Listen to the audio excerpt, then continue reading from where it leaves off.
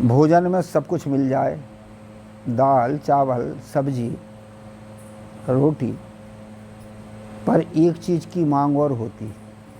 वो कौन चीज़ की है? अचार। दाल भी मिल जाए, सब्जी भी मिल जाए, रोटी भी मिल जाए, भात भी मिल जाए, पर एक चीज़ को लोग मांगते, अचार चटनी, है ना। अचार चटनी से पेट तो नहीं भरे, परंतु मांग होती है। इसीलिए संसार में किसकी मांग होती? आचार का ही, आचरण की। हर आदमी मांग किसकी करता? आचरण की। आचरणवान व्यक्ति ही सबको अच्छा लगता है। जैसे अचार के लिए विचार की जरूरत पड़ती है। माता बहनें जब अचार डालती हैं तो विचार करती, कितना नमक डालना है, कितनी राई डालनी है, कितना और क्या डालना है। यदि नमक कम हो जाए तो अचार सड़ जाता, धनिया डाल दो तो भी फफूट जाता, और बरसात के समय डाल दो और यदि धूप में देखाओ तो भी खराब हो जाता। इसलिए अचार के लिए विचार की जरूरत पड़ती है, नहीं तो अचार सड़ जाता है। ऐसा ही आचरण को ठीक करने के लिए विचार की जरूरत पड़ती है। यदि हमारे पास सद्विचार ना हो, सत्संग ना हो, अच्छी संगत ना हो, तो हमारा आचरण खराब होता था।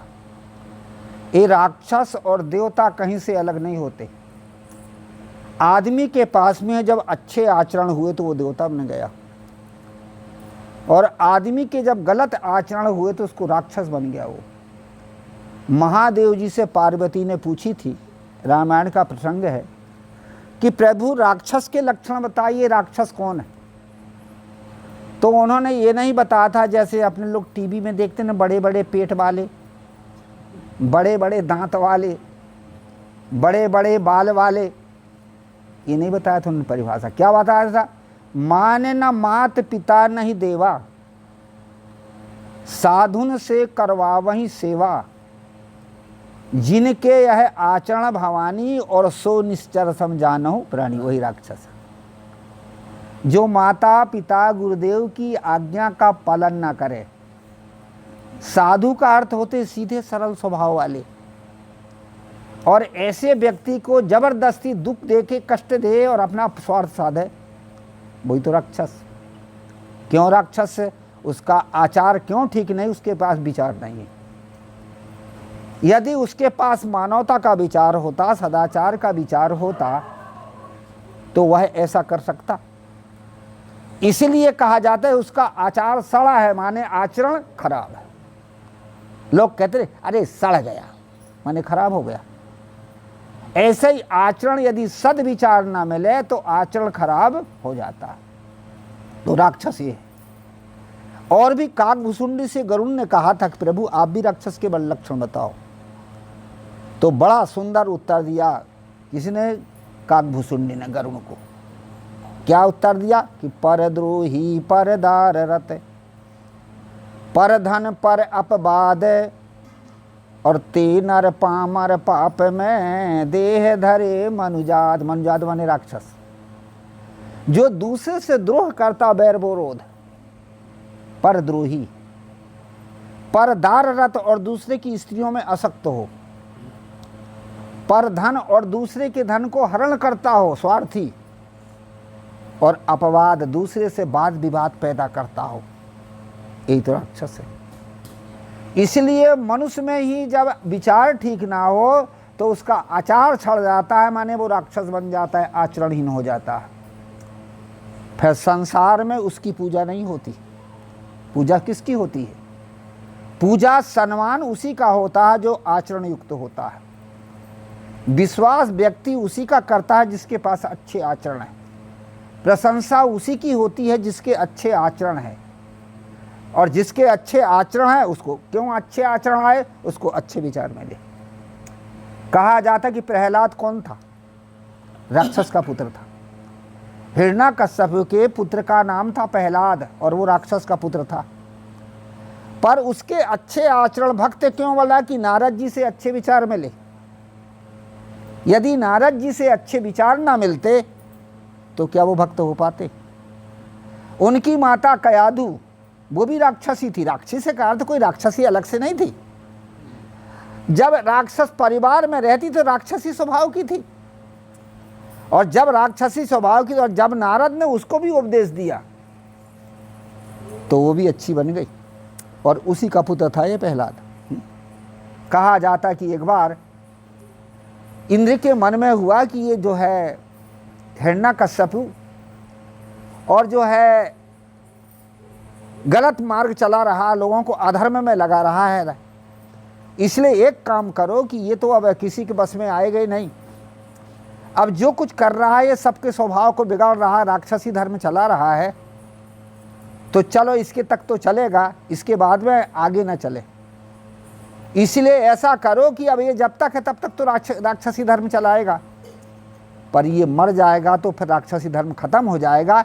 इसके लिए ऐसा काम करो कि इसकी पत्नी है कयाधु और उसके गर्भ में है उसका बच्चा, और यदि वो जन्म लिया तो राक्षस का बच्चा राक्षस ही होगा, तो फिर वो राक्षसी धर्म चलाएगा। इसलिए राक्षसी धर्म को मिटाने के लिए ऐसा काम करो कि उसके पेट के बच्चा को मार डालो।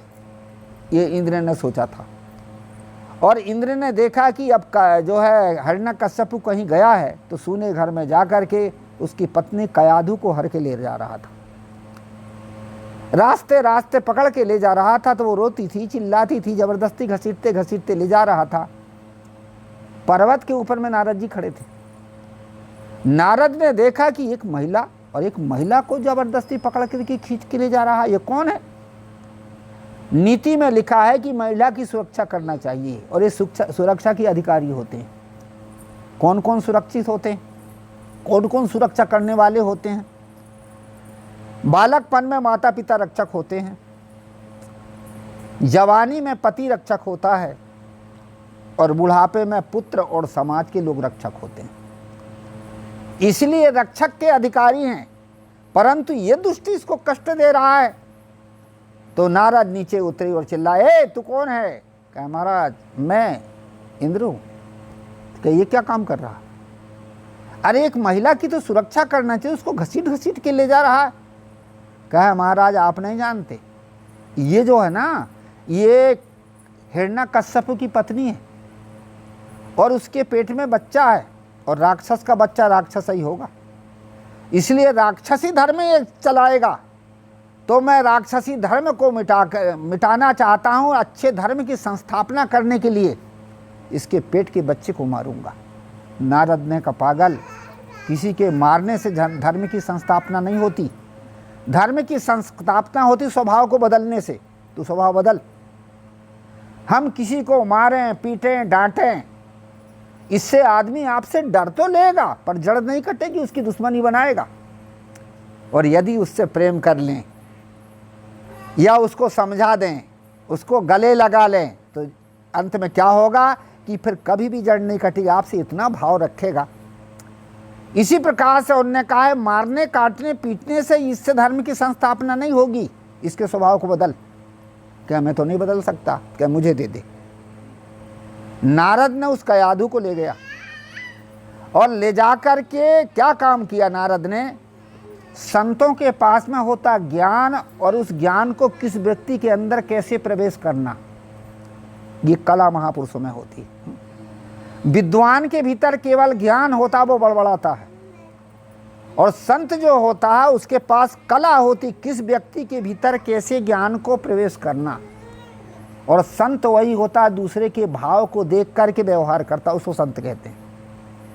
पहले दूसरे के भाव को आप देखिए, और भाव देख करके यदि आप व्यवहार करते हैं तब तो बहुत बढ़िया होगा, और भाव को देख के आप व्यवहार ना करो तो गड़बड़ हो जाता। अपने घरों में कितने प्रकार के लोग होते हैं? 3 प्रकार के। कौन कौन से? पहले व्यक्ति होता है जो धर्म का संबंध जिसके साथ है, तो धर्म के संबंध वाला व्यक्ति होता है, तो चाहे वो पत्नी हो, चाहे पति हो, चाहे पड़ोसी हो, धर्म के संबंध से आया है तो वो मोम स्वभाव का होगा, स्वभाव में लेगा, क्योंकि वो धर्म के संबंध से आया, इसलिए स्वभाव में लेगा। और कितने डांट लो, फटकार लो, तो भी आपसे नहीं टूटेगा, वो मोम स्वभाव का है। जैसे मोम को आंच दिखाओ तो प्रकाश भी देती है और पिघलती भी है। दूसरा व्यक्ति कौन होता है? अपना कर्जदार, पहले हमसे कर्ज लिया है और वो पत्नी बन गया, पुत्र बन गया, मित्र बन गया, पड़ोसी बन गया, वो कौन से स्वभाव का होता है? वो होता है प्लास्टिक स्वभाव का। जैसे प्लास्टिक को यदि आँच दिखाओ तो झुरमुरा जाए, इसी प्रकार से संकोची और डरपोक होता है वो। क्यों? कि वो आपका कर्जदार है, आपके पास आया, संकोच करेगा, डरेगा, भय खाएगा। उसको उतना ही कहो जितना वो सह सके, और आप ज़्यादा उसके पीछे पड़े रहो तो झुरमुरा के मरेगा, फांसी लगा के मरेगा या जहर खा के मरेगा। ये आज लोग फांसी लगा के मर रहे, जहर खा के मर रहे, ये क्यों मर रहे हैं जी? आप उनके स्वभाव के, उनके भाव को देख करके आप परख नहीं कर रहे हैं, इसलिए ज़बरदस्ती कर रहे हैं।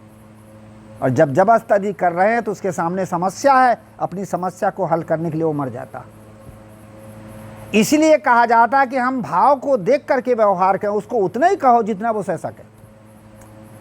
तीसरा व्यक्ति होता, हम उसके कर्जदार हैं और वो कर्जदार हमारे पास में आया है, क्योंकि हम उसके कर्जदार हैं, तो वो हमसे दबेगा नहीं और हमको दबाएगा। तो वो तेज स्वभाव का होगा, कांच स्वभाव का। जैसे कांच को आप आंच दिखाओ तो कांच चिटेगा, खुद भी बर्बाद हो जाएगा, आपको भी बर्बाद कर देगा। ऐसे ही तेज स्वभाव के यदि व्यक्ति है तो सह लीजिए, और ज़्यादा नहीं सहनशीलता बना पाए तो चिटकेगा, वो स्वयं बर्बाद होगा और आपको भी बर्बाद करेगा। इसलिए कहा जाता कि अंतःकरण के भाव को देख करके हमें व्यवहार करना चाहिए। इसी प्रकार से नारद जी थे। नारद जी ने कयाधु के अंतःकरण को परख लिया कि ये राक्षसी स्वभाव की है, राक्षसों के पास रही, यही संस्कार है, तो चलो इसको अच्छे संस्कार दूं। तो क्या कहते? बेटा कयाधु, आत्मा सर्वत्र है, परमात्मा सर्वत्र है, सब प्राणी के हृदय में राम है, इसलिए सब पर दया करो, सब पर प्रेम करो। सिया राम में सब जग जानी, और करहु प्रणाम जोर जोग पानी। इस प्रकार से कयाधु को धर्म की शिक्षा दे रहे थे। अब कयाधु राक्षसी स्वभाव की, उसने कहा महाराज मैंने न आत्मा देखी न परमात्मा देखी, अब मैं कैसे मानूं? कभी कभी लोग कहा करते हैं आत्मा नहीं देखे परमात्मा नहीं देखे कैसे मान ले। ऐसे ही कयाधु कह रहे कि मैंने कभी आत्मा नहीं देखी, परमात्मा नहीं देखी, और मैं कैसे मान लूं कि सबके भीतर आत्मा है, परमात्मा है। नारद ने समझ गए कि ओहो, बहुत इसके भीतर में मलिनता है। इस अब मलिन आदमी को भी समझाने की कला हो। जिसके पास समझाने की कला है वो आदमी को बला को दूर कर दे, समझाने की कला नहीं तो इसी प्रकार से नारद ने कहा ओहो बहुत मलिन संस्कार, ये तो आत्मा परमात्मा भी नहीं जान रही। इसलिए उन्होंने क्या काम किया? क्या बेटा कयाधु, ये सामने मेहंदी का झाड़ है, मुझे सामने एक पेड़ लगा है, ये किस चीज़ का है? कहा महाराज मेहंदी का। कहा मेहंदी है का है तो उसको लौंच के थोड़ी मेहंदी लाओ, एक मुट्ठी पत्ता मेहंदी के लौंच करके लाई। और नारद ने कहा बेटा कयाधु ये पत्तों का रंग कैसे है? कहा महाराज हरा। कह बेटा अब इनको पीस दे। और जब पीसी तो हाथ लाल हो गया। कह बेटा ये हरा था तो लाल कैसे हो गया? कह महाराज पीसने से। कह इसी प्रकार से आत्मा परमात्मा सर्वत्र है, पर विवेक से जानने में आता है। जैसे मेहंदी को पीसने से लाल रंग आता है, इसी प्रकार से आत्मा परमात्मा सर्वत्र है, पर विवेक से जानने में आता है। कैसे आता? चल रहा है, फिर रहा है, बोल रहा है, बता रहा है, तो आत्मा है।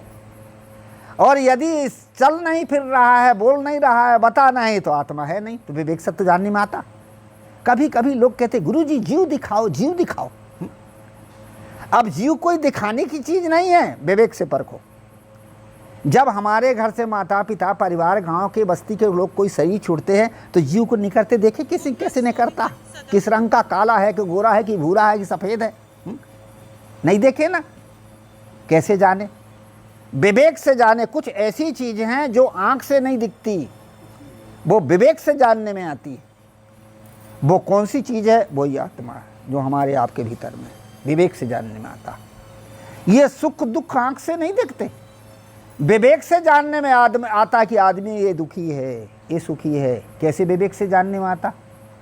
जो आदमी दुखी होता उसका चेहरा उतरा रहता, जो आदमी सुखी रहता उसके चेहरे में प्रसन्नता रहती। तो आप समझ ले कैसे यार उदास बैठे हो, कैसे जान ले, आंख से देखी क्या चीज है उसके भीतर। आपने ये जान ली कि चेहरा उतरा है, वो बता रहा। और आप यदि प्रसन्न हैं तो कैसे यार आज खुशी हो, कैसे जान ले, उसके चेहरे से जान लिए, क्योंकि उसके भीतर जो भाव और भाव ही उसके चेहरे में आ रहा। हमारे जो मन के भाव हमारे चेहरे की आकृति में आते हैं। इसीलिए कहा जाता है कि हर चीज आंख से नहीं देखी जाती है, विवेक से जानने में आती है, परख के जानने में आती है। तो इसी प्रकार से उन्होंने कहा बेटा, और जो है आत्मा सर्वत्र है, परंतु दिखता कैसे होता है कि विवेक से जानने में आता है। जैसे मेहंदी पीसने के मेहंदी का लाल रंग हो जाता है, इसी प्रकार से आत्मा विवेक से जानने में आता है। कहा जाता है कयाधु को ज्ञान हो गया, और ज्ञान होने पर वही राक्षसी स्वभाव वाली व्यक्ति एक सदाचारी महिला बन गई, और उसी के गर्भ से ही प्रहलाद का जन्म हुआ था। और बाद में फिर नारद ने जब वो प्रहलाद को ज्ञान दिया, माता ने ज्ञान दिया, माता की और गुरु के दोनों के संस्कार से एक महापुरुष बन गए। आज हमें इस चीज की जरूरत है। दो हमारे माँ होती हैं, दो हमारे जन्म होते हैं। एक जन्म होता हमारा शरीर का जो माँ से हुआ, दूसरा जन्म होता ज्ञान और संस्कारों का, ये गुरुजनों से होता। शरीर का आपका जन्म तो हो गया, और ज्ञान और बुद्धि ना हो तो, समझदारी ना हो तो, विवेक ना हो तो, जन्म तो हुआ पर जीवन सुखी नहीं रहेगा। हमारा जन्म मां से तो हो गया, पर हमारा जीवन सुखी नहीं रहेगा। ये जीवन सुखी के लिए हमें ज्ञान के जन्म की जरूरत है। और ये ज्ञान के जन्म कहाँ मिलता है? ये गुरुजनों के द्वारा मिलता है, या हमारी सत्संगी माता पिता हो उनके द्वारा भी हमें मिल सकता। जो सत्संग वाले माता पिता हैं, भैया बाहर चले जाओ, तो जो सत्संग वाले माता, उधर बोल बात कर लो, तो सत्संग वाले जो माता पिता होते, समझदार जो माता पिता होते हैं, उनके पास ज्ञान का जन्म होता है, और वो अपने बाल बच्चों को भी ज्ञान के संस्कार देके उनके जन्म को भी ठीक कर लेते, अच्छा, अर्थात उनके अच्छे संस्कार देके उनके जीवन को अच्छा बना लेते। प्राचीन इतिहास आप उठा के देखिए, कुछ ऐसी माताएं थी जिन्होंने अपने पुत्रों को ज्ञान दिया, जैसे महारानी मदालसा। कैसे ज्ञान दिया? जब उसके जन्म में बच्चे थोड़े बड़े हुए, जब लोरी गाती थी तो ये नहीं गाती सो जा बाबू सो जा भैया, ऐसे नहीं, वो बड़ी सुंदर लोरी गाती। शुद्धोसी बुद्धोसी निरंजनोसी, संसार माया परिवर्जतोसी, संसार स्वप्ना तजमोह निद्रा, मदालसा वाक्य मुवाच्य पुत्रो। हे बेटा, तुम सुदबुद्ध आत्मा हो, निरंजन स्वरूप हो, संसार माया का रूप बदलने वाला परिवर्तनशील है, इसलिए मोह रूपी नींद से जागो। कितने अच्छे माँ संस्कार देती थी, और उन्हीं संस्कारों को पाकर के उसके 7 बच्चे साधु हो गए, 6 बच्चे साधु हो गए, और सबसे पीछे एक छोटा था जिसका नाम था अलर्क। राजा ने कहा, देवी तू सबको ज्ञान दे दे के साधु बना देगी, मेरे लिए भी तो कोई एक रहने दे राजकाज चलाने के लिए। तो उसको आत्मज्ञान नहीं दिया, पर परमार्थ और व्यवहार का ज्ञान दिया, राजनीति, व्यवहार नीति, धर्म नीति का ज्ञान दिया। और ज्ञान देने के बाद मैं सोची कि अब ज्ञान तो इसको व्यवहार और धर्म का दिया हूँ, पर परमात्मा का ज्ञान नहीं दिया, आत्म तत्व का ज्ञान नहीं दिया, तो ये मरेगा और तो अंत में दूसरे के पेट में चला जाएगा। उसने ये प्रतिज्ञा करी थी, जो मेरे गर्भ में आए उसका पुनर्जन्म ना हो और दूसरे के गर्भ में ना जाए। तो उसने क्या काम करी थी कि यही मंत्र तबीज में भर दिया, शुद्धोसी बुद्धोसी निरंजनोसी, संसार माया परिवर्जतोसी, संसार स्वप्ना तजमोह निद्रा, मदालसा वाक्य मुवाच्य पुत्रो। और कह बेटा, जब विपत्ति आएगी तो इस मंत्र को खोल लेना, ये तेरी रक्षा करेगा। और जब उसके माता पिता भी मर गए, भाई भी साधु हो गए, तो दूसरे राजा ने जब चढ़ाई किया तो विपत्ति आई, तो झटपट जो माता ने बताई थी, बेटा विपत्ति आए उस समय ये मंत्र पढ़ लेना। और जैसे ही मंत्र पढ़ा तो लिखा था, शुद्धोसी बुद्धोसी निरंजनोसी, संसार माया परिवर्जतोसी, संसार स्वप्ना तजमोह निद्रा, मदालसा वाक्य मुवाच्य पुत्रो। झटपट ज्ञान होगा, ओहो मैं तो शुद्ध बुद्ध आत्मा हूँ, संसार परिवर्तनशील है, और ये माया का रूप है, उसके लिए मैं लड़ाई करूँगा, झगड़ा करूँगा, क्या होगा? ज्ञान हो गया। और ज्ञान होने के बाद में दूसरे राजा को अपना राज सौंप दिया। कहानी का तात्पर्य है कि माता ने जब संस्कार दिया तो वो भी ज्ञान हो गया। इसलिए कहा जाता है कि हम प्राचीन समय के इतिहास उठा करके देते हैं तो माता पिता भी हमें अच्छे संस्कार देते, अच्छे विचार देते हैं। कौन से माता पिता देंगे? जो सत्संगी होंगे। और कुछ संस्कार हमें कहाँ से मिलते हैं? समाज से भी मिलते हैं, अच्छे लोग मिल जाएं। कुछ संस्कार हमें सत्संग से भी मिलते हैं। 3 जगह संस्कार मिलते हैं। सबसे पहले माता पिता के द्वारा, दूसरे नंबर में संस्कार मिलता है समाज से, और तीसरे नंबर में अच्छे बुरे संस्कार मिलते हैं सत्संग से।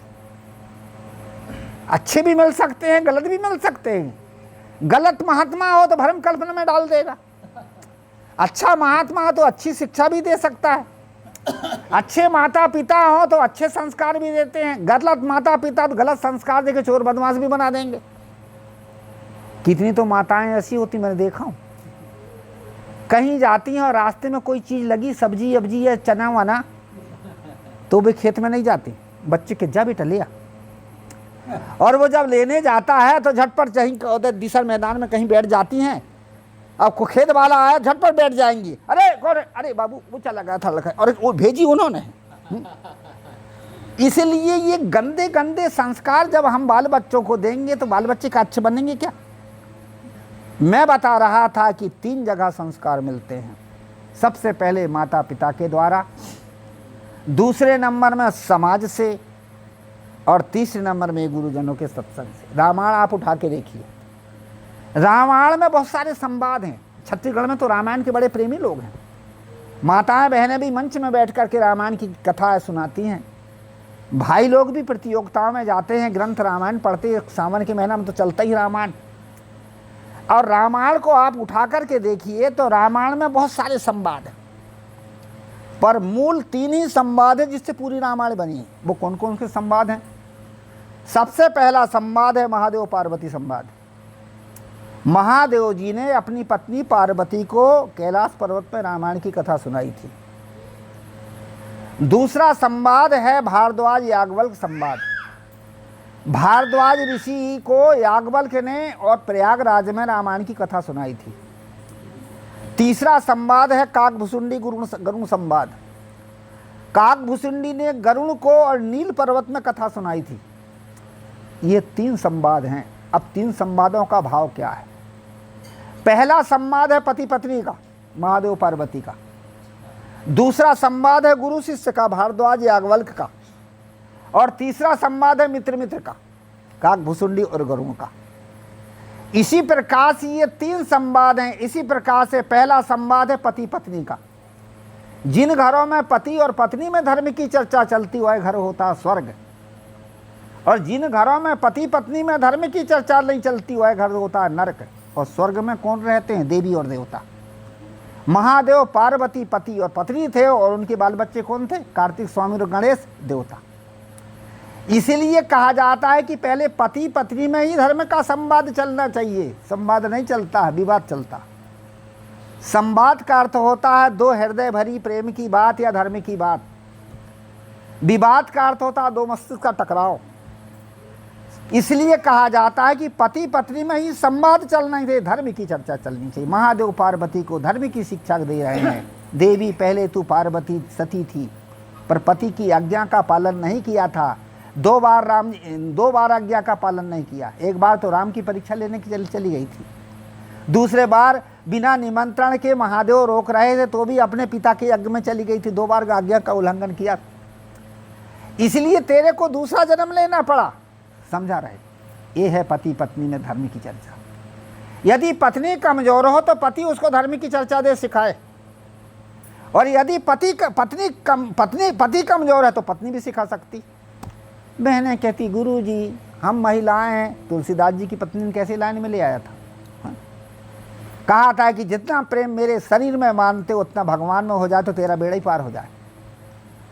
महारानी चुड़ाना ने अपने पति को सिगध्वज को आत्मज्ञान दिया था और शांति का ज्ञान दिया था। कुछ ऐसी भी पत्नियां थी जिन्होंने अपने पति को संभाला और कुछ ऐसे पति थे जिन्होंने अपनी पत्नी को संभाला। कभी कभी महादेव समाधि से विचलित होते थे तो पार्वती उठा के उनको लाइन में लाती थी, और कभी कभी पार्वती चूकती तो महादेव संभालते थे। ये पति और पत्नी में ये धर्म का संबंध, हम एक दूसरे को संभालें। जब हमारे पास में एक दूसरे को संभालने की कला होगी, वह घर होगा प्रेम का, और उस घर में कभी बला नहीं होती। जहाँ कला कहाँ होती है? जहाँ बला होती तहाँ, और जहाँ बला ही नहीं है तो कला काहे की? इसलिए कहा जाता है कि महादेव पार्वती संवाद, एक दूसरे को संभाल रहे हैं। कहने का मतलब संवाद हो, विवाद ना हो। अब विवाद कैसे होता? एक जगह जो है, एक पति ने कहा अपनी पत्नी से, क्या देख जैसी तेरी शकल है ऐसी अकल क्यों नहीं? यदि वो शीलवान महिला होती, नीति में कहा कि महिला का भूषण है शील और लज्जा, और पुरुष का भूषण है पुरुषार्थ। और आप मोछ उमेठा और कहो कि ये हम मर्द, अब ये मूछ में दूध निकले ना घी निकले, उमेठे क्यों चले जाते? मर्द वही होता है जिसके पास में पुरुषार्थ हो, महिला वही होती है जिसके पास में शील हो और विनम्रता हो। इसी प्रकार से जब पति ने कहा देख जैसी तेरी शकल है ऐसी अकल क्यों नहीं है, वो शीलवान महिला हो जाती तो रुक जाती और नीचे सिर कर लेती, पर शीलवान तो थी नहीं, मर्यादा युक्त थी नहीं। उसने प्रश्न कर दिया अपने पति से, विवाद पैदा कर दिया। क्या प्रश्न किया? क्या आप बताइए कि जब आपने मेरे से शादी किया था तो अकल देखा था कि शकल? कह देवी अब अकल कौन देखता, शकल ही देखते हैं। तो मैंने तो शकल देखा था, अकल नहीं देखा था। तो महिला ने कहा मेरे पास थोड़ी सी अकल होती तो तेरे चक्कर में भी नहीं आती। बताओ, जिस घरों में पति और पत्नी में धर्म की चर्चा नहीं है, अधर्म की चलता है, विवाद है, कहाँ से बाल बच्चे देवता बन जाएंगे? तो राक्षस बनेंगे ही बनेंगे। एक पुरुष पड़ा बीमार, और जब बीमार पड़ा तो डॉक्टर ने कहा भाई साहब खून लगेगा। कह ठीक है खून लगेगा, कहाँ? तो हुआ कि कह देख लो मेरी पत्नी का खून। डॉक्टर ने जब खून देखा तो ग्रुप मिल गया। कह यार भाई तुम्हारी पत्नी का खून तो मिल गया। तो पुरुष क्या कहता, क्यों नहीं मिलेगा, 20 साल से खून पी रही, मेरा ही तो खून था। जिन घरों में ऐसा विवाद और तर्क चलेगा वह घर स्वर्ग होगा क्या? वह बिना विचार का घर, उनका आचार सड़ेगा। आचार का अर्थ है आचरण, विचार। जब विचार ठीक नहीं है, व्यवहार ठीक नहीं है, तो आचरण तो सड़ा सड़ाया है ही है। कहानी का तात्पर्य मैं बता रहा हूं कि पति और पत्नी में धर्म की चर्चा होना चाहिए। महादेव पार्वती पति पत्नी है, धर्म की चर्चा हो रही है। जहाँ माता पिता धार्मिक होते हैं उनके बाल बच्चे देवता बनते हैं और उनके घर बनता है स्वर्ग। इसलिए कहा था अपने बाल बच्चों को धर्म की शिक्षा दो, अच्छी दो। दूसरा संवाद कौन आता है? दूसरा संवाद काकभुसुंडी गरुण संवाद मित्र मित्र का। जिस समाज में मित्र मित्र में बरोबरी दारो एक समाज संगठित होती है। मैंने बताया था पहला संस्कार माँ बाप से मिलता है, दूसरा संस्कार हमें समाज से मिलता है। यदि समाज संगठित, समय मित्र मित्र बरोबरी दारों में बराबर प्रेम है तो वह समाज होगी संगठित, और वहां संगठित जब होगी तो वहां मतभेद नहीं होंगे। इसलिए कहा जाता है कि दूसरे यदि मित्र मित्र में काकभुसुंड और गरुण मित्र मित्र का संवाद है, यदि बरोबरी दारों में बढ़िया संवाद, बढ़िया व्यवहार हो, अच्छे आचरण हो, अच्छे स्वभाव हो, तो वहाँ कौन गड़बड़ी? आदमी समाज के माता पिता यदि अच्छे हैं तो हमें गंदी समाज मिली। बरोबरीदार गंदे हैं, बीड़ी पी रहे हैं, सिगरेट पी रहे हैं, गांजा पी रहे हैं, अत्याचार दुराचार कर रहे हैं, तो गलत समाज मिल गई वो। कभी कभी माँ बाप अच्छे होते हैं पर उनके बाल बच्चे छोटे में अच्छे रहते हैं और बड़े में बिगड़ जाते हैं। क्यों जी? माँ बाप तो अच्छे थे, अरे गलत समाज मिली, गलत संगत मिली, और गलत संगत के कारण वो गलत बन गया। इसीलिए कहा जाता है ये दूसरा संवाद है काकभुसुंडी और गरुण संवाद, मित्र मित्र का समाज। उससे इसी प्रकार से बरोबरी दारों में यदि एक भाव हो, अच्छे हों, बढ़िया, तो एक अच्छी समाज बनेगी और अच्छे लोग रहेंगे। तीसरा संवाद कौन सा आता है? भारद्वाज और याज्ञवल्क्य संवाद। यह है गुरु शिष्य का संवाद। जहां पर गुरु शिष्य धर्म क्षेत्र में धर्म की चर्चा चलती है, बिगड़ा हुआ आदमी वो वहां अच्छा बन जाता सत्संग में। वाल्मीकि कौन थे? वाल्मीकि डाकू थे, पर वाल्मीकि डाकू नहीं थे, वो प्रचेता ऋषि के 10वें पुत्र थे। डाकू कैसे बन गए? गलत संगत मिली डाकू थी तो डाकू बन गए। बरोबरीदार गलत के थे, डाकू बन गए। अब महर्षि कैसे बन गए? जब नारद का उपदेश मिला, अच्छी संगत मिली तो महर्षि बन गए। इसलिए कहा जाता है कि हमें 3 जगह संस्कार मिलते हैं। सबसे पहले माता पिता के द्वारा, दूसरे नंबर में समाज से, और तीसरे नंबर में ये गुरुजनों के सत्संग से। अच्छे माँ बाप हो तो अच्छे संस्कार मिलेंगे, अच्छी समाज, अच्छे बढ़िया लोग होंगे तो अच्छे वहाँ भी संस्कार अच्छे मिलेंगे, संगठन प्रेम होगा। और यदि अच्छे गुरु मिल गए, अच्छे महापुरुष मिल गए, तब तो वे भी हमें अच्छी राह देंगे। आज देखा जाता साधु के नाम से कितने ऐसे पाखंडी लोग हैं जो लोगों को भ्रम में डालते हैं। एक मेरे से कह रहा था, गुरुजी साधु के नाम से पाखंडी बहुत हो गए। उनका हुए नहीं, तुमने पैदा किए हो। बाजार फैक्ट्री कौन सी चीज बना, कौन माल बनाती है जो बाजार में ज्यादा बिकता? इसलिए आप जो है पाखंड का चाहते हो तो पाखंडी पैदा हो रहे हैं। पाखंडी पैदा किए गए। क्यों किए गए हैं? कि हम पाखंडियों को चाहते हैं। कितने लोग हमारे पास भी आ जाते, गुरुजी सट्टा का नंबर बता दो। उनका भैया सट्टा के नंबर से क्या होगा? हरे के बता दो, लग जाएगा सट्टा तो हम कम से कम और वो बन जाएंगे, जीत लेंगे। मैंने कहा पागलो, यदि सट्टा का नंबर से आदमी धनवान बन जाता, हम ही सट्टा खेल खेल के धनवान बन जाते, तुम्हारे 5 रुपये 10 रुपये से गुजारा ना करते। कितने ऐसे गुरु मंत्र महात्मा हैं जो जंत्र मंत्र तंत्र देकर के लोगों को भरमा देते, भटका देते और अंत में लूट लेते। आदमी भ्रम में पड़ता है। बहुत सारे ऐसे। हरे शिष्य धन शोक न हरि, और सो गुरु घोर नरक में परी। इसीलिए कहा जाता है कि संतों में भी अच्छी संगत, अच्छे संत मिल जाएं। किसने आशीर्वाद देने वाले बन जाते। जाओ हम आशीर्वाद दे देते तुम्हारे घर धन बढ़ जाएगा, आशीर्वाद दे देते तुम्हारा ये हो जाएगा। और लोग संतों को आशीर्वाद की मशीन समझ लेते हैं। संत आशीर्वाद नहीं देते। संत क्या देते? ज्ञान। और कौन सा ज्ञान देते हैं? जो आपके पास उसको चलाने का ज्ञान देते, ढंग देते। वो दूसरी चीज नहीं दे सकते, वो आपको धन नहीं दे सकते। उनके पास धन ही नहीं तो तुम्हें कहां से दे दे? वो बाहर की चीज नहीं देते। एक सौरा बांधा गांव है, ये धमतरी के आसपास है। उस गांव में मैं जब गया तो वहां क्या हुआ कि गुरुजी थे हमारे। गुरुजी के साथ में था बुरहानपुर के आचार्य श्री राम स्वरूप साहब जी, पुराने गुरुजी, अब नहीं रहे, बड़े महापुरुष थे। तो वो स्नान कर रहे थे तो एक व्यक्ति था, वो एक अपनी बहू को लेकर के, लड़के की पत्नी को लेकर के आया। कहा गुरुजी का दर्शन करवाना था। उनका भैया बैठ जाओ, अभी स्नान हो रहा है।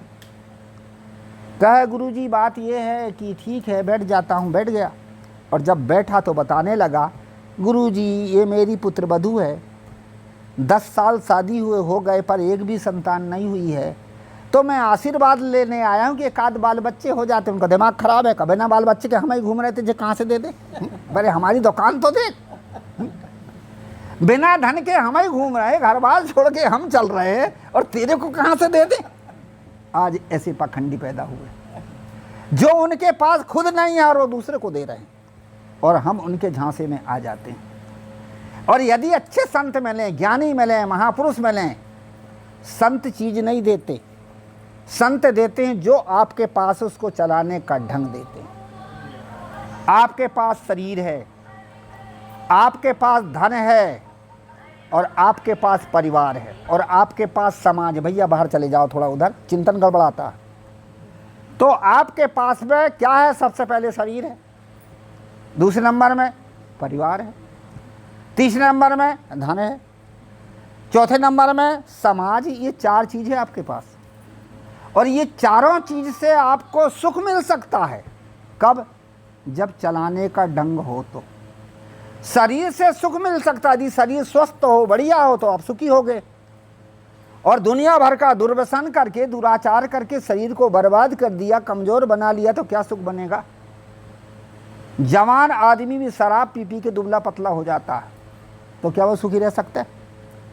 शरीर तो मिला पर शरीर को चलाने का ढंग नहीं मिला। परिवार तो मिला, भरा पूरा परिवार है, परंतु परिवार के साथ में स्वभाव नहीं मिलता, लड़ाई झगड़े विवाद, परिवार से टूट बैठ जाता। समाज आपको मिली है, पर समाज को चलाने का ढंग नहीं है, समाज से बैर विरोध करके बैठे हो। और इसी प्रकार से परिवार समाज आपके पास में है और धन आपके पास में है, पर धन को चलाने का ढंग नहीं है। जो खर्च नहीं, जितना धन नहीं है उससे ज़्यादा खर्च है तो कहाँ से होगा। इसलिए हमारा जीवन दुखी। और तीसरी चीज क्या? स्वभाव। आपके पास में मानव शरीर मिला, मानवता है आपके पास, पर आपने मानवता के स्वभाव को छोड़ दिया और पशुता के स्वभाव लिए बैठे हो हैं। अब पशुता के स्वभाव क्या है? पशुता के स्वभाव यही हैं कि पशुता भोग, खान पान, ऐश आराम, मौज मस्ती में रहता, उसके पास ज्ञान विवेक नहीं होता। इसलिए आपके पास ज्ञान नहीं है, विवेक नहीं है, समझदारी नहीं है, अच्छा स्वभाव, मानवता नहीं है, तो काहे के आदमी। कहानी का तात्पर्य कि आपके पास वस्तु मिली है पर वस्तु को चलाने का ढंग नहीं मालूम है, इसलिए दुखी। और संत क्या बताते? जो चीज़ मिली उसको चलाने का ढंग बताते हैं, देते नहीं, चलाने का ढंग बताते। वस्तु कितनी अच्छी मिल जाए और चलाने का ढंग ना हो तो है सुख मिलेगा? उदाहरण देके समझाऊं। एक बार ये हुआ कि एक व्यक्ति था, वो पंखा बेचता था। और पंखा कैसा बेचता था? सड़े बांस को ले आता था और कलमी छील छील के कच्चे धागे में रंग बिरंगा खूब रंग लगा ले और बढ़िया बेल बूटेदार पंखा बना ले। कहा जाता है जिसके पास में बेईमानी होती है वो बात करता बनावटी, काम करता दिखावटी और वस्तु देता मिलावटी। ऐसा ही दिखावटी पंखा ले आया राजा के पास। के सरकार, पंखा आपके लिए लाया हूँ। राजा ने कहा यार गजब का पंखा, देखने का बड़ा सुंदर। कभी कभी सुंदरता आदमी को धोखा देती, ऊपर से बढ़िया दिखता और भीतर में घसड़ पसड़। इसी प्रकार से उसने जब पंखा लाया, देखा, राजा ने कहा गजब का पंखा, पर बता यार पंखे का दाम। कह सरकार 100 रुपया। हाथ का पंखा 100 रुपया। उसने कहा सरकार इसमें कुछ विशेषता है क्या? क्या विशेषता है? क्या 100 पीढ़ी चलेगा। झोंक दिया बात। अब राजा ने पैसा दे दिया 100 रुपये और पंखा खरीद लिया। लेने वाला तो चला गया, पैसा लेके बेचने वाला। अब जब राजा के हाथ में पंखा आया तो जब हमारे घरों में अच्छे कपड़े, अच्छे गहने, अच्छी चीज़ मिल जाती है ना, तो शौक़ ललती, जल्दी से खा लूँ, जल्दी से पहन लूँ, जल्दी से ओढ़ लूँ। इसी प्रकार से राजा के हाथ में जब पंखा, और जब पंखा को झटके से चलाते तो टूट के बिखर गया। राजा ने कहा आदमी को बुलाओ, बड़ा बेईमान था, गांव में था, वो बेच रहा था। बुलाया गया। राजा ने कहा यार तुम बड़े बेईमान हो, कह रहे थे 100 पीढ़ी पंखा चलेगा, ये टूट के बिखर गया। उस व्यक्ति ने बड़ी अच्छी बात बताई। उसने कहा सरकार एक सिद्धांत, उसको आप स्वीकार करोगे कि नहीं? क्या सिद्धांत बता। क्या सिद्धांत है कि वस्तु कितनी अच्छी हो पर उसको चलाने का ढंग ना हो तो वस्तु भी बर्बाद हो जाती है और उससे जो सुख मिलना चाहिए वह नहीं मिल पाता। राजा ने कहा मानता हूँ, कितनी अच्छी चीज़ चलाने का ढंग ना हो तो बर्बाद तो हो जाएगी। जब बर्बाद हो गई तो सुख कैसे मिलेगा? पंखे वाले ने कहा सरकार यही तो मेरे पंखे पर हुआ। ये 100 नहीं 1000 पीढ़ी चलता, पर चलाने का ढंग आपको मालूम नहीं था। अरे नहीं था तो पूछ लेना था ना। कोई भैंस खरीदने जाता तो पूछता है दूसरे समय कुछ खिलाया जाता कि आगे पीछे। बैल खरीदने जाता पूछे दाईं ओर चलता कि बाईं ओर की दोनों ओर। मशीनें मिलती, उसकी भी मास्टर पुस्तिका मिलती।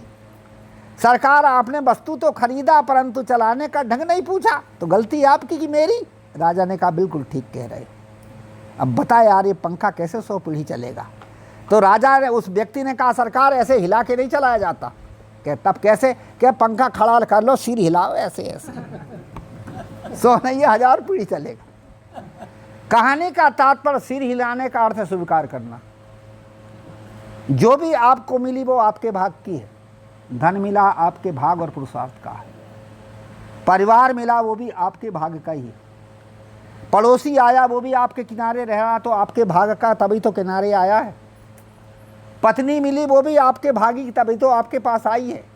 और पुत्र ने जन्म लिया वो भी आपके भाग का, आपके पास ही आया है। और रिश्तेदार जो मिले हैं वो भी आपके भाग के ही, तब तो आपके रिश्तेदार बने। जब हमारे भाग के हैं तो जैसे मिले हैं वैसे चला लो ना। कहावत है कि जैसा आंगन है वैसी नाच नाच लो। और छोटा सा आंगन और खूब कूद कूद के नाचोगे तो टकराओगे नहीं। इसी प्रकार से जैसे हमें चीज मिली है उसको उसी ढंग से चला लो। जी कौन दुखी कर सकता है? अब पूछो कि गुरुजी कैसे चलाएं? चलाने का ढंग ये है, जब दुख आए तो सह लो, किसी से हमारा स्वभाव नहीं मिल पाता है तो सह लीजिए, और जब सुख आए स्वभाव मिलता हो तो फिर संतोष कर लो। पर ऐसा नहीं होता, जब हमें दुख मिलता है तो हम सह नहीं पाते और दुख से दुख तैयार कर लेते, विवाद कर लेते, झंझट पैदा कर लेते, क्या क्या कर लेते हैं। और जब सुख आता है, मन के अनुकूल अच्छे लोग मिल गए तो संतोष नहीं होता। अरे मेरे ठीक नहीं है, मेरे पड़ोसी के देखो। कभी किसी से पूछो, भैया आपका लड़का, हाँ है पर मेरे पड़ोसी का बढ़िया, आपकी पत्नी, हाँ ठीक है ये पर मेरी पड़ोसी की अच्छी। और वो पड़ोसी से बोलो तो वो भी यही कहेगा। कहानी का तात्पर्य जो हमारे पास में उसमें संतुष्टि नहीं है, असंतोषी ही दुख का कारण है और असहनशीलता ही अज्ञानता का कारण है। सहने की कला आ जाए और संतोष करने की कला आ जाए, फिर कौन रुला सकता और कौन दुखी कर सकता है। यह है संतों की सलाह है। इसलिए संत आपको बाहर से चीज नहीं देते, जो आपके पास में है उसको चलाने का ढंग सिखाते हैं। अब क्या ढंग सिखाते हैं? कौन सा ज्ञान देते हैं, शिक्षा देते हैं, उपदेश देते हैं। कभी कभी लोग कहते सत्संग सत्संग चिल्लाते, सत्संग से क्या मिलता? अरे खेती करेंगे तो अनाज मिलेगा, बिजनेस करेंगे, व्यापार करेंगे तो धन मिलेगा, नौकरी करेंगे तो वेतन मिलेगी, और ये सत्संग से क्या मिलेगा? सत्संग से संतों के सद्विचार सुनने को मिलते हैं। सद्विचार सुनने से सद्बुद्धि होती है। सद्बुद्धि से जो कर्म होता है उसको सत्कर्म कहते हैं, और सत्कर्म से सुख मिलता है। मुद मंगल में संत समाजू और जे जग जंगम तीरथ राजू हैं। ये संत समाज कल्याण रूपी आनंद देने वाली है। और कहा है, मत कीरति गति भूत भलाई, और जब जे ही जतन जहाँ जे ही पाई, और सो जानहु सत्संग प्रभाऊ, और लो कहु वेदना आन उपाऊ। गोसाई तुलसीदास जी कहते मति कहते बुद्धि, कीर्ति कहते यश, भूत भलाई कहते भौतिक संपत्ति की प्राप्ति, और गति माने मुक्ति। जिसको जहां भी मिली है, जिस रूप में भी मिले, वो सत्संग का प्रभाव। पहले अच्छा किया था इसलिए ये चीज मिली। तो इसलिए कहा जाता है कि हमारे को सुख का साधन क्या है? ये सत्संग है। संतों के सत्संग से हमें ज्ञान मिलता है, ज्ञान से समझदारी होती है, और समझदारी के द्वारा हमारा जीवन सुखी होता है। इसलिए हमें संतों के सत्संग की जरूरत है। ये मानव जीवन मिला है। ये मानव जीवन कैसा है? ये राज है। मनुष्य एक पृथ्वी का राजा। कई तीन खानी पशु पक्षी में मनुष्य तो श्रेष्ठ है। तब तो कहा बड़े भाग मनुष्य पाया, नर सामान्य को देही। इसलिए मनुष्य एक ऐसा प्राणी है जो पृथ्वी का राजा श्रेष्ठ है। जैसे राजा के पास में तीन चीज होती है विशेष। राजा के पास में होता खजाना, वो प्रजा के पास नहीं होता। राजा के पास में होता अधिकार, वो प्रजा के पास नहीं होता। राजा के पास में होती स्वतंत्रता, वो प्रजा के पास नहीं होती। इसी प्रकार से मनुष्य राजा है, इसके पास में बुद्धि रूपी खजाना है, वो पशु पक्षियों के पास नहीं। दूसरे नंबर में मनुष्य के पास में मोक्ष होने का, दुख से छूटने का अधिकार मनुष्य के पास में, ये पशुओं के पास नहीं। दूसरे नंबर में मनुष्य स्वतंत्र है, अच्छा भी कर सकता और बुरा भी कर सकता, स्वतंत्र है। ये तीन चीज हमारे पास मिली, हम राजा हैं। परंतु हम राजा होने के बाद में भी दुखी हैं, अशांत हैं, परेशान हैं। इसके लिए हमें संतों के सत्संग की जरूरत है। एक छोटा सा उदाहरण देके वाणी को विराम दूं। कहा जाता एक बार एक राजा बड़ी सुंदर कथा सुनाता था, और उसकी कथा सुनकर के लोग बड़े प्रभावित होते थे। कथा कब अच्छी लगती? जब कुछ व्यवहारिक प्रसंग हो, कुछ पारिवारिक प्रसंग हो, कुछ आध्यात्मिक चर्चा हो, कुछ बीच बीच में चुटकुले हों, तो कथा बड़ी अच्छी लगती है। ऐसे ही राजा की कथा बड़ी अच्छी लगे, भीड़ लग जाए। परंतु क्या हुआ कि खाज खुजाने वाला भी आ गया, खुजली हो गई थी। कथा सुनने आ गया और खुजली खुजाए ऐसे ऐसे, तो सबका लक्ष्य उधर हो जाए। और जब सबका लक्ष्य उधर हो जाए तो राजा का चिंतन गड़बड़ा जाए। अभी मैं कह रहा था भैया जी उठ के चले जाओ, चिंतन गड़बड़ाता। ये जो ड्राइवर होते हैं ना, ये सोने वाले को बगल में नहीं बैठाते, और ये सहनाई बजाने वाले होते हैं, बांसुरी बजाने वाले, खटाई खाने वाला हो तो दूर बैठाते, नहीं तो पर बज जाएगी। मैं जब छोटा बच्चा था, कहीं शादी विवाह होती थी तो आम की खटाई लेकर के चला जाता था शहनाई वाले के पास, क्योंकि शहनाई पर पड़ा जाए, भगा दे। इसी प्रकार से यदि सत्संग में प्रवक्ता के सामने कोई चंचल होगा, आदमी बैठा होगा, तो चिंतन गड़बड़ाता है। तो मैं बता रहा था कि खाज वाला बैठ गया, और जब राजा कथा चलाए तो खाज वाला खोजाए, तो सबको उधर देखे तो राजा का चिंतन नहीं गड़बड़ा जाए। राजा ने कहा, भाई खाज वाला कहे हमारा क्या बात यह है कि यार तेरी खाज खोजलाता तो सब इधर देखते, इसलिए ऐसा काम कर, तू सत्संग में मत बैठ, उधर ही बैठ के खोजा। उसने कहा, महाराज पुराने जन्म के पाप से खाज हो गई। कहावत है, सीलवंत को सीला, सीला जानते ना, ऐसे हो जाता ना, सब गले नहीं होता था, नहीं सीला होता। तो सीलवंत को सीला, धर्मिन को दाद, और पापिन को खुजली खोजा में सारी रात। क्या है सरकार, इसी प्रकार से पुरानी पाप से खाज हो गई, कथा तो सुनने दो। राजा ने कहा, यार कथा सुन, पर खाज मत खोज लेना, और 10,000 रुपया मिलेगा। उसने कहा, अरे खाज भी बड़ी महंगी, 10,000 रुपये मिल रहा। क्या सरकार, नहीं खोजाऊंगा, 10,000 रुपया जेब में धर लिया। दूसरे दिन फिर सत्संग चला, कथा चली, बैठ गया, दवाई लगा के गया था, डटा रहा, खाज नहीं खोजाया। अब शेष 5 मिनट बाकी थे, और जैसे ही 5 मिनट बाकी थे तो खाज तो फिर उठी कलवला के। अब इधर ऐंठे उधर मुर रहे, अब मानने वाली थोड़ी है। तो धीरे से खुजलाया ऐसे, तो फिर खाज बढ़ी, तो फिर लगा लोचने, तो सबका लक्ष्य फिर उधर। राजा ने कहा, यार चौपट कर दिया तूने, अब सुन, अब पूरा राज तेरा, अब खाज नहीं खुजलाना। क्या पूरा राज, यही तो खाज हो क्या है। तो पूरा राज तेरा, अब जो है खाज मत खुजलाना। क्या सरकार, बिल्कुल नहीं खुजाऊंगा। हाँ इधर लक्ष्य, इधर लक्ष्य, हाँ। तो पूरा राज तेरा, अब खाज अब नहीं खुजलाना। कहे बिल्कुल सरकार, नहीं खुजाऊंगा। तो इसलिए कहा कि अब मैं खाज नहीं खुजलाऊंगा। ठीक, पूरा राज तेरा है। दूसरे दिन उसको राजा बना दिया गया, राजगद्दी में बैठ गया। फिर राजा ने कथा शुरू किया, पर खाज नहीं खुजलाया। अब इतने में एक आधा ही मिनट बचा था, और फिर खाज उठी। अब जब खाज उठी तो इधर भी देखे, इधर भी देखे। अब खाज खुजाए तो राज जाए, और राज बचाना देखा तो खाज नहीं मान रही है। धैर्य का बांध टूट गया, और राज गद्दी से नीचे उतर गया, और राजा से क्या, सुन राजा, कान खोल के, जितना मजा मेरी खाज में उतना मजा तेरे राज में नहीं, धर लेते राजा। फिर करर खुजाने लगा। ऐसे ही मानव जीवन हमें राज मिला है। ये खाज क्या है, ये संसार की झंझट ही खाज ही तो है।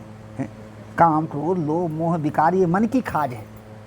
और भी वो बाहर की खाज कौन है, आधि, व्याधि, उपाधि, ये बाहर की खाज।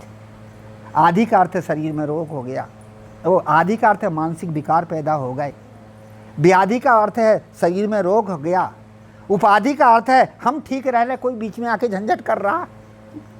ये सारी खाज, और इसी को खाज को खुजाने में हम सारा जीवन बर्बाद कर देंगे तो राजे खत्म हो जाएगा, तो काहे के राजा।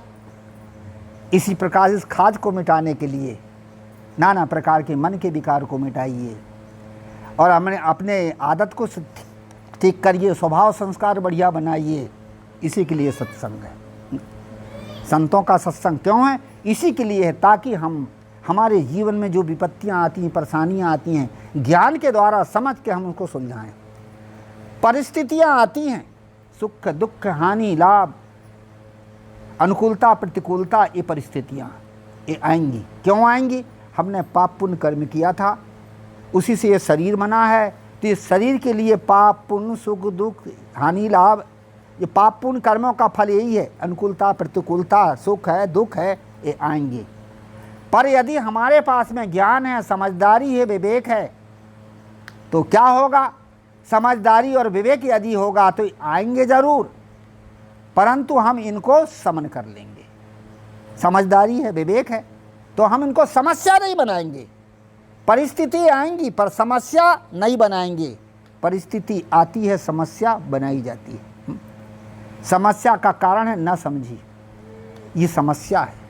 परिस्थिति का कारण है सुख दुख जीवन में आ रहे हैं, परंतु हमारे पास हम समस्या क्यों बनाते हैं, हमारे पास समझदारी नहीं है, विवेक नहीं है। इसलिए इसके लिए संतों के सत्संग की, ज्ञान की ज़रूरत है। समय पूरा हुआ। वाणी को विराम दूँ। बहुत बढ़िया, आपके यहाँ आए, हमें तो पता ही नहीं था कि कहाँ जाना है कहाँ नहीं जाना। हम लोग सोच रहे थे, मैं तो सोच रहा था कि पसौद के लिए है। हमारे साहब बोलते कि साहब जी बीच में जो